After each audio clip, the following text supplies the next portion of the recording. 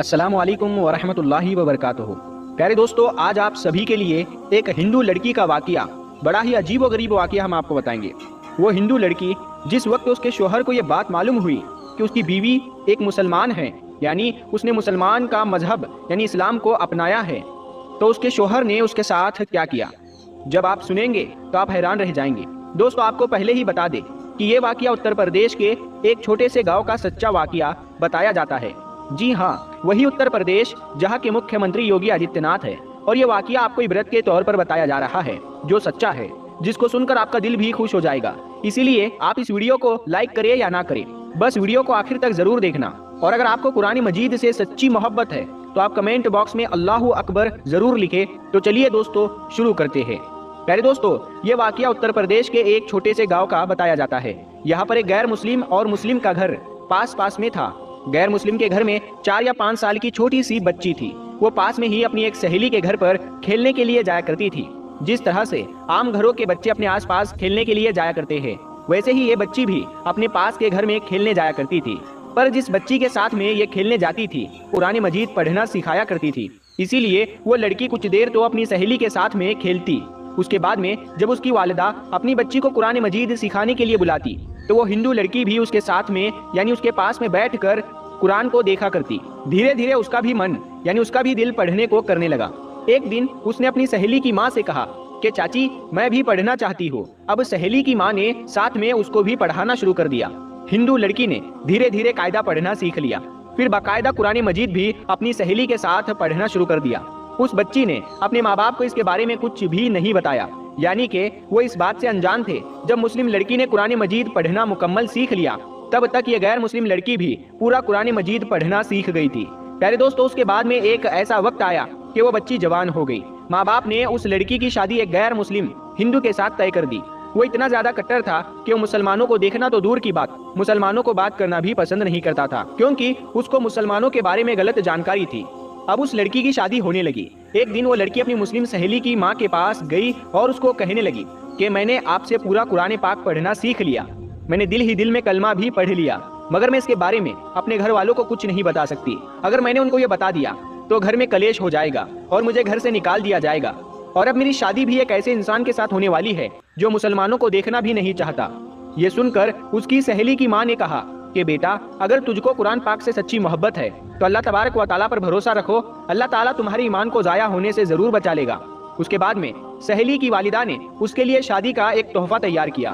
उसको तोहफे के तौर पर कुरान मजीद को तैयार करके देने का इरादा किया। फिर उसके घर जाकर उस लड़की की माँ से कहा कि हमने इसकी पैकिंग बहुत ही खूबसूरत तरीके से की है, हम चाहते हैं कि हमारा ये तोहफा लड़की के ससुराल में ही खुले, यानी कि इस तोहफे को यहाँ पर मत खोलना। लड़की की माँ ने उनकी इस बात को मान लिया। और प्यारे दोस्तों, उसके बाद में उस लड़की की शादी हो गई। वो अपने ससुराल पहुंच गई और उसके साथ में वो कुरान पाक का तोहफा भी उसके साथ साथ ससुराल पहुंच गया। उस लड़की ने कुरान को कहीं पर एक बॉक्स में छुपा दिया। अब उसका शोहर जब भी ऑफिस जाता, जब वो घर में अकेली होती, तो वो चुपके से कुरान पाक को निकालती और पढ़ना शुरू कर देती। प्यारे दोस्तों, इस तरह से कई साल गुजर गए, यहाँ तक कि वो लड़की प्रेग्नेंट हो गई। अब वो सोचने लगी कि मैंने तो अपने ईमान को छुपाया है, जब शोहर घर पर नहीं होते तो मैं कुरान पाक पढ़ लेती हूँ, मगर मैं मेरे इस बच्चे का क्या करूँ, मेरे बच्चे के ईमान का क्या होगा। यही सोचकर वो अल्लाह से दुआएं मांगती थी कि या अल्लाह, कोई ऐसी तरकीब बता कि मैं अपने बच्चे को भी कलमा पढ़ा सकूं। प्यारे दोस्तों, उसको कोई भी ऐसी सूरत नजर नहीं आ रही थी कि वो अपने शोहर के सामने इस बात को बोल सके। मगर अल्लाह की शान देखे, एक दिन उसका शोहर बीमार हो गया और वो हॉस्पिटल में अपना टेस्ट कराने के लिए पहुंच गया। जब डॉक्टर ने उसकी सारी जांच कर ली, जब उसको उसके बारे में बताया गया, तो वो सुनकर और परेशान हो गया, क्योंकि डॉक्टरों ने उसको बताया कि उसको कैंसर हो गया है और उसके बचने की उम्मीद खत्म हो गई है। अब वो शोहर यानी वो लड़की का पति हैरान और परेशान अपने घर आया। अपनी बीवी को देखकर रोने लगा और कहने लगा कि तुम बहुत खूबसूरत हो, वफादार हो, मोहब्बत करने वाली हो, नेक हो, लेकिन अब तुम्हारा और मेरा साथ सिर्फ कुछ ही दिनों का है, मेरी जिंदगी सिर्फ 1 महीने की ही और बाकी है। और उसने फिर हॉस्पिटल का तमाम वाकया अपनी बीवी को बता दिया। प्यारे दोस्तों, इस बात को सुनकर उसकी बीवी भी रोने लगी और अपने शोहर को तसल्ली देते हुए बोली कि आप परेशान ना हो, मेरे पास में इसकी एक दवा है और मुझे पूरी उम्मीद है कि आप इससे बिल्कुल ठीक हो जाएंगे, मगर आप वादा करें कि मैं जो कुछ भी करूं इसके बारे में आप मुझसे कुछ सवाल नहीं करेंगे। یہ سن کر اس کے شوہر نے کہا کہ یہ میں وعدہ کرتا ہوں اگر میں صحیح ہو گیا ٹھیک ہو گیا تو تم جیسا کہو گی ویسا ہی ہوگا، تمہاری ہر بات مان لی جائے گی۔ اس کے بعد میں اس لڑکی نے قرآن مجید کی سورہ فاتحہ پڑھ کر اپنے شوہر پر دم کرنا شروع کر دیا، کیونکہ اس نے اپنی سہیلی کی والدہ کو دیکھا تھا کہ وہ جب بھی کوئی بیمار ہوتا تھا تو وہ سورہ فاتحہ پڑھ کر دم کیا کرتی تھی۔ یہ دیکھ کر اس کے شوہر نے پوچھا کہ یہ تم کیا کر رہی ہو؟ تو وہ کہنے لگی کہ میں تمہارا علاج کر رہی ہوں اور تمہارا میرا یہ وعدہ ہو چکا ہے کہ آپ اس کے بارے میں مجھ سے کچھ سوال نہیں پوچھیں گے۔ اس کے بعد میں اس کے شوہر نے سوال کرنا بند کر دیا۔ پیارے دوستو، اس کے بعد میں اللہ کی شان دیکھیے، 1 مہینے تک وہ لڑکی اپنے شوہر پر سورہ فاتحہ پڑھ کر دم کرتی رہی، پورے یقین کے ساتھ، پورے ایمان کے ساتھ۔ پھر 1 مہینے کے بعد میں اس کا ٹیسٹ کروایا گیا تو اس کی جانچ دیکھ کر ڈاکٹر بھی حیران ہو گئے، کیونکہ اس کے جانچ میں آیا کہ اس کو کینسر کا نام و نشان موجود نہیں ہے، اور جانچ میں آیا کہ اس کے تو کبھی کینسر ہوا ہی نہیں تھا۔ پیارے دوستو، اللہ نے اپنی قدرت سے اس شخص کو پوری طرح سے صحت مند کر دیا۔